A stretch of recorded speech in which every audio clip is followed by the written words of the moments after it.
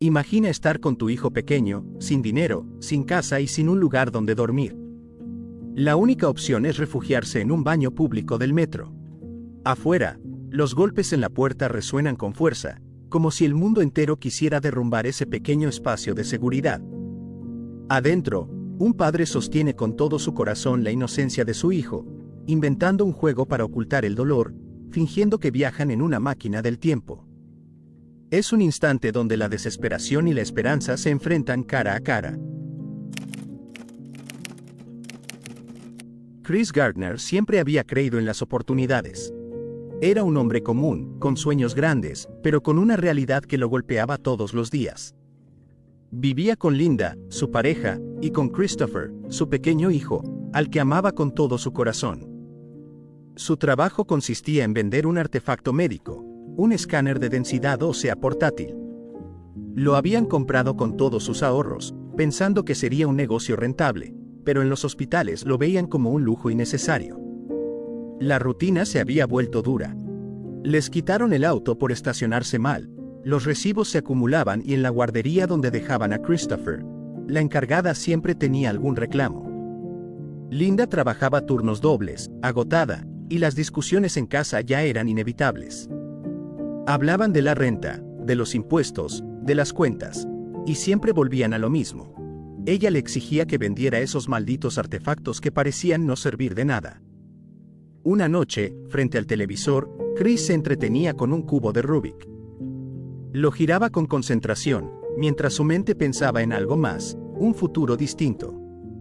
Y fue caminando por las calles de San Francisco cuando lo vio, un hombre bien vestido, bajando de un auto lujoso. Le preguntó qué hacía para vivir así. La respuesta fue directa: soy corredor de bolsa. Solo necesitas ser bueno con los números, y con la gente. Esa chispa se encendió en su interior. Mientras veía a otros ser felices, se preguntaba, ¿por qué yo no puedo estar así? Decidió intentarlo, aunque Linda lo llamara absurdo. Quería ser corredor de bolsa, y lo haría por él, y por Christopher. Llegó a las oficinas de Dean Witter. Allí supo que había un programa de entrenamiento. Antes de entrar, le pidió a una joven hippie que cuidara su escáner, porque no quería llevarlo. Entregó su solicitud a Recursos Humanos, pero justo cuando debía esperar, vio a la hippie huyendo con su artefacto. Corrió detrás de ella, hasta el metro, pero no logró alcanzarla.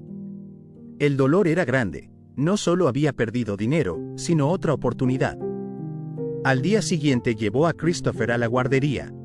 Linda lo acompañó, pero su mirada estaba llena de cansancio y decepción. El pequeño, en su inocencia, le dijo que para su cumpleaños quería un balón de baloncesto. Ese deseo sencillo lo llenó de fuerzas. Más tarde, Chris logró entregar su solicitud directamente al director de recursos. No sabía si lo llamarían, pero al menos había dado un paso. Y justo cuando parecía que todo se desmoronaba, volvió a encontrarse con la hippie en la calle. Esta vez corrió tras ella hasta un autobús y logró recuperar su artefacto.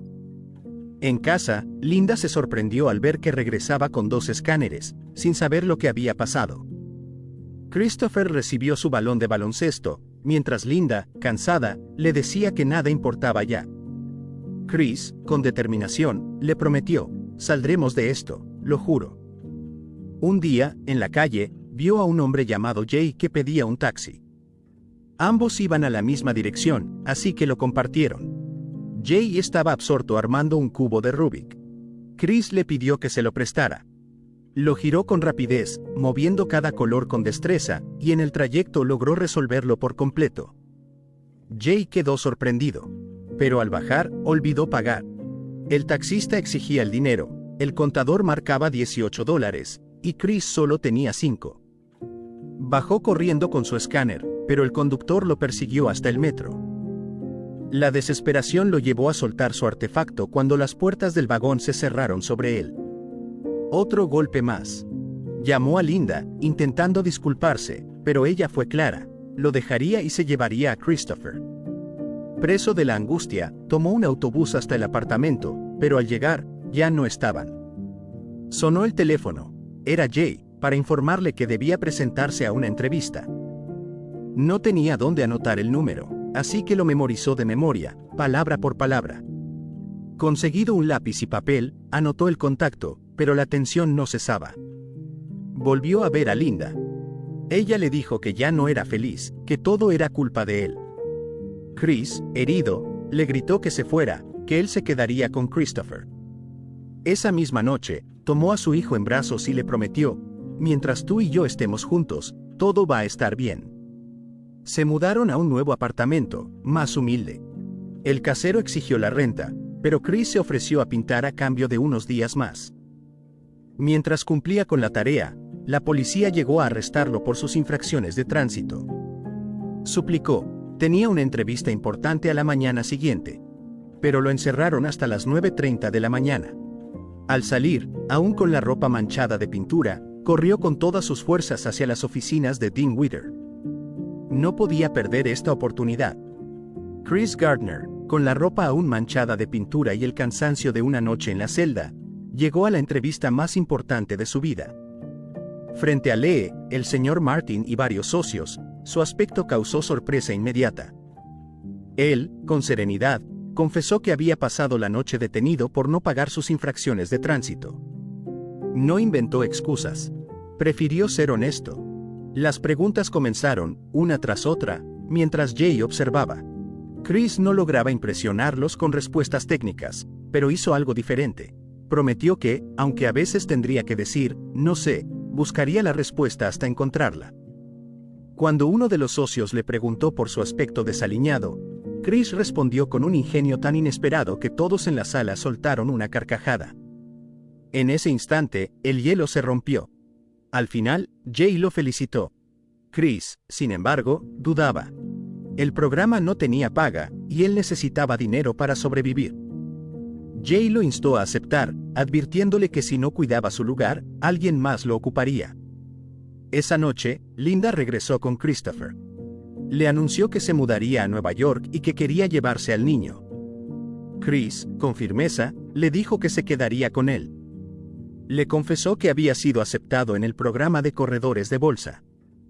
Linda, resignada, aceptó. Se despidió de Christopher, sabiendo que su padre lo cuidaría. Chris llamó a Dean Witter y aceptó el desafío.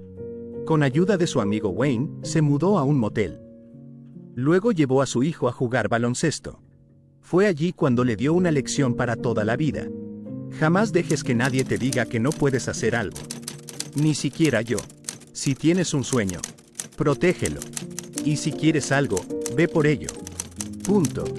El programa de entrenamiento comenzó. El instructor fue claro. Solo habría una vacante entre muchos, y el examen final debía hacerse con una precisión del 100%. Chris, determinado, lo dio todo. En los descansos, el destino parecía burlarse de él. Volvió a encontrarse con el vagabundo que le había robado uno de sus artefactos. Lo persiguió desesperado y, en medio de la carrera, un auto lo atropelló. Se levantó ileso, pero perdió un zapato. Así continuó, cojeando, sin parar. Los días pasaban. Debía hacer llamadas, buscar clientes, cumplir favores de sus superiores. Cada tarde recogía a Christopher, tomaban el metro y luego el autobús, mientras el casero exigía la renta. 2 meses después, aún no había concretado ninguna venta, hasta que un cliente aceptó recibirlo. Pero el tráfico, las infracciones y los obstáculos se interpusieron, y la cita se perdió. Una nueva derrota. Pasó noches enteras estudiando. Tras 4 meses, logró vender todos los escáneres. Creía haber ganado un respiro, pero recibió una carta devastadora. El gobierno había embargado su cuenta por impuestos no pagados.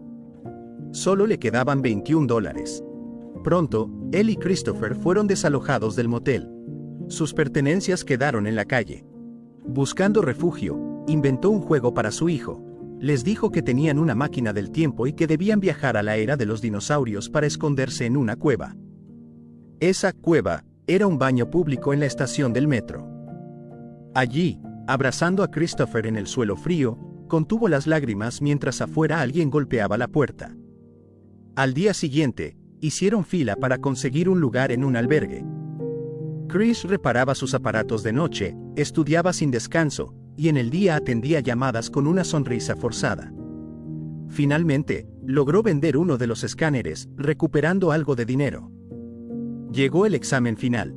Chris lo completó con esfuerzo, cuidando cada detalle. Afuera, pidió $5 prestados al señor Martin, vendió sangre para conseguir más efectivo y con eso compró la pieza que le faltaba para reparar el último escáner. Lo vendió por $250, suficiente para hospedarse en un hotel y darle un respiro a Christopher. Un día cualquiera, el señor Martin lo llamó a su oficina. Lo recibió con una sonrisa y un comentario sencillo: bonita camisa. ¿Deberías usarla mañana, porque será tu primer día como corredor de bolsa? Chris quedó mudo. Apenas pudo asentir.